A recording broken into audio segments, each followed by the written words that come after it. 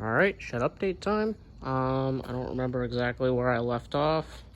I've gotten a reasonable amount done, I guess. I don't know. It's just all kind of a blur. This is all cleaned up, and I've gotten some other bits and parts and pieces cleaned and stuff. I had a bit of a stripper party the other day. That was fun. Got all the paint stripped off of these two fenders. There's still primer on here. The primer doesn't really seem to want to come off, but all the paint came off pretty easily. That was kind of fun. Just been working on other assorted nonsense. I got the bottom of the hood all scrubbed. I'm kind of on the fence about either painting the inside or leaving that. It's still sort of painted, I guess, but it looks kind of crappy. I don't know, we'll see. But, oh, and other big news, the engine is gone. So, one of my friends has, like, a real beater 59 Lark that he pulled out of his grandfather's, like, woods. And, he really just kind of wants to get it running for the sport of it, and also because he's doing some YouTube type stuff for it. So he discovered that the flathead engine in it was an absolute boat anchor. Will not turn over at all. And seeing as he just wants to, like, do donuts in the field with it, I was like, hey, you want to buy this engine with a hole in the block? And he's like, wait, what? Yes. So I sold him that engine, complete with head, intake, and no accessories, for $15. Because I just felt like helping a brother out, and he was stoked. So that's gone. More power to him. I guess we'll see if he tries to band-aid a rod and piston out of his flathead engine in there, or just run this one on 5.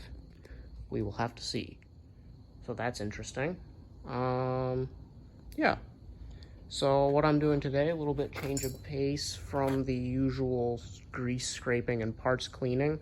I'm doing some mild metal work. Probably should have gotten a before shot of this.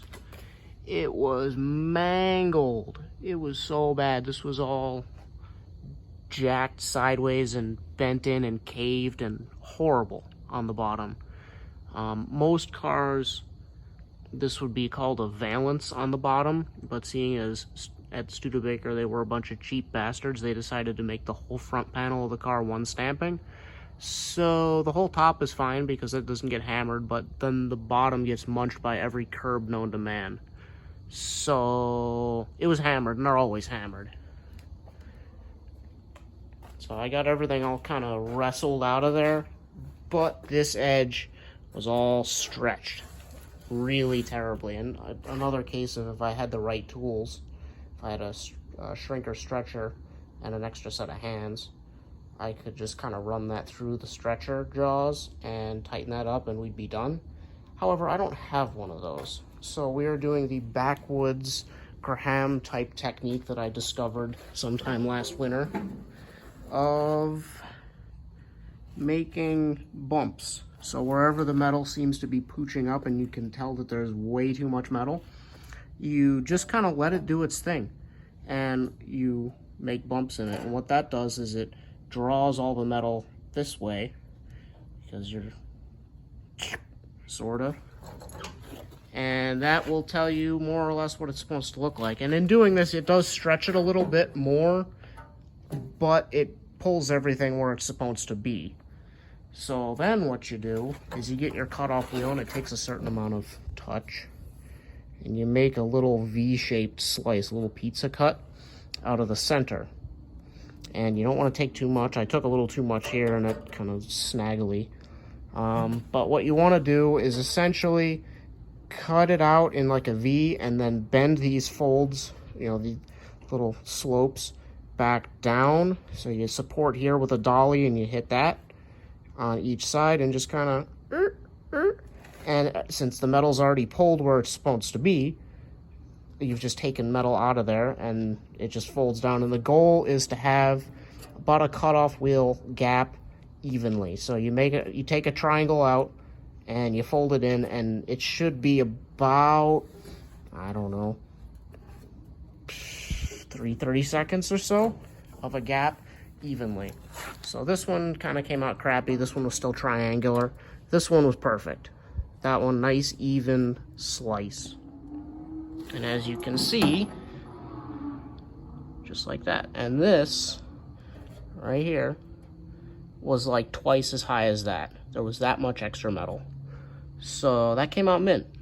And this is certified redneck territory, but I kind of developed this technique last winter on the Dodge bed because I needed a shrinker and I didn't have a shrinker. So here we are.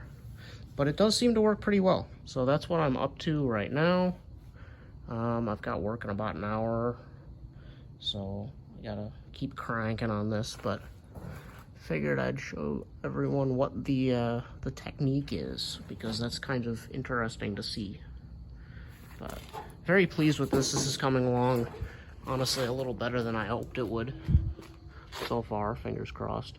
And it's still a little jacked, but again, it's on the bottom of the car. So long as it's about the right shape, it doesn't really matter. I don't want it to look all bashed in, and it was. So it's gonna be about the right profile. That opening there, instead of being like smushed in and almost touching, it was almost touching up there. It will be relatively straight across, and the bumper covers most of this anyway. So this is all underneath the bumper. It's not terribly visible, but it's one of those things, if you look at the car from a distance, if it's mangled, you'll see it. So this is not going to be mangled anymore. And that makes me very happy. So, all right, I guess I'm just going to keep on plugging away. I will show you guys if this comes out nicely, I guess.